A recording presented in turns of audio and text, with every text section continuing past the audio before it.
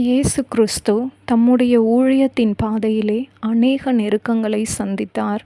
பிதாவுக்கு சித்தமானபடி உண்மையும் உத்தமுமாக அவர் ஊழியம் செய்த போதிலும் வேதபாரகர் பரிசேயர் என்கிற ஒரு கூட்டம் அவர் மேல் குற்றம் சுமத்தும்படியாக அநேக காரியங்களை குறித்து பேசும்படி அவரை நெருக்கினார்கள்.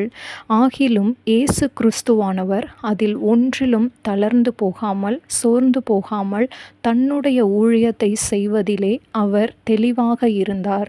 அவர் தம்முடைய சீஷர்களை நோக்கி, சரீரத்தை அழிக்க வல்லவர்களுக்கு அல்ல, சரீரத்தையும் ஆத்துமாவையும் நரகத்திலே அழிக்க வல்லவருக்கே நீங்கள் பயந்திருங்கள் என்று சொல்லி, தான் இவர்களை குறித்து எவ்வளவாக நினைக்கிறார் என்பதை அவ்வார்த்தையின் வழியாக வெளிப்படுத்தினார்.